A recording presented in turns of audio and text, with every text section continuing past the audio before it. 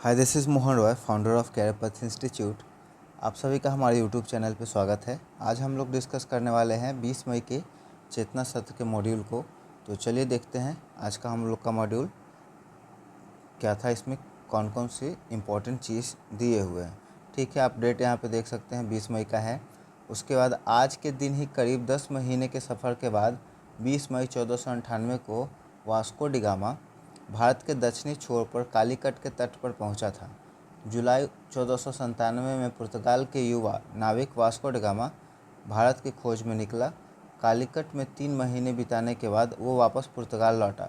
जब उन्होंने अपना सफ़र शुरू किया था तब उनके साथ 199 नाविक थे, लेकिन जब वो वापस पहुंचे तो उनके पास सिर्फ 55 नाविक जिंदा बचे।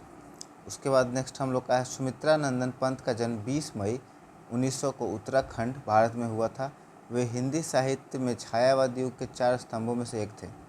सुमित्रा नंदन पंत ऐसे साहित्यकारों में गिने जाते हैं जिनकी प्रकृति चित्रण समकालीन कवियों में सबसे बेहतरीन था। वे हिंदी साहित्य के विलियम वर्ड्सवर्थ कहे जाते थे। उन्हें पद्म विभूषण, ज्ञानपीठ पुरस्कार और साहित्य अकादमी पुरस्कार से नवाजा गया। विश्व मधुमक्खी दिवस हर साल 20 मई को मनाया जाता है। इसका उद्देश्य कृषि के क्षेत्र में मधुमक्खियों और अन्य परागकणों के महत्वपूर्ण योगदान को पहचानना और उसके संरक्षण के प्रति जागरूकता बढ़ाना है। पुस्तकों को बिना कमरा आत्मा के बिना शरीर के समान है। सिसरो। आज का विचार दूसरा, असंभव तब तक असंभव लगता है जब तक उसे कर न दिया जाए। ठीक है, समान ज्ञान देखेंगे हम लोग। चार मीनार किस शहर में है? हैदराबाद। किस ग्रह को भोर का तारा कहा जाता है? Morning star. वीनस को, शुक्र को। असम के प्रसिद्ध लोक नृत्य का नाम क्या है? बिहू। 3/4 किलोग्राम में कितने ग्राम होंगे? 750 ग्राम। हिंदी भाषा की जननी माता किस प्राचीन भाषा को कहा जाता है? संस्कृत को। ठीक है, आगे हम लोग रीजनिंग के क्वेश्चन देखेंगे। इसे आप लोग कर लीजिएगा खुद से, हम लोग काफ़ी दिनों से करते आ रहे हैं। ठीक है, आपको अब आइडिया लग गया होगा किस तरह से क्वेश्चन करने हैं।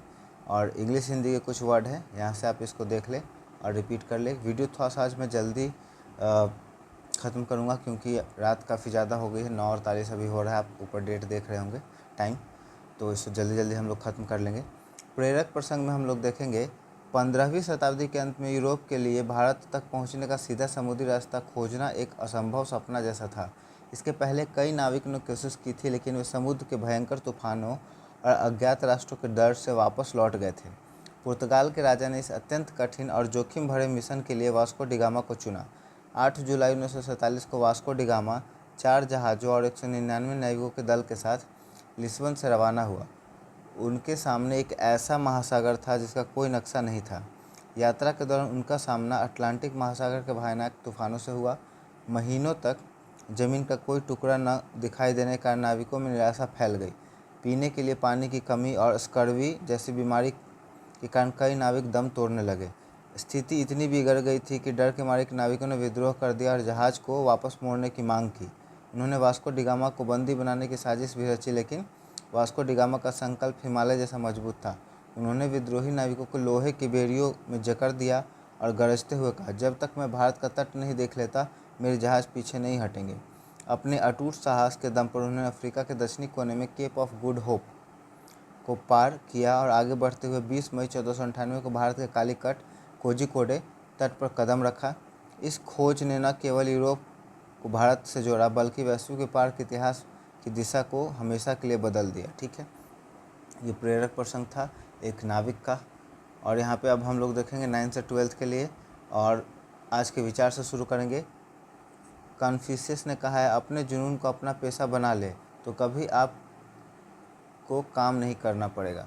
उसके बाद करेंट अफेयर में है, मई 2026 को प्रधानमंत्री नरेंद्र मोदी किन 5 देशों के आधिकारिक यात्रा पर हैं? बहुत इंपॉर्टेंट है ये।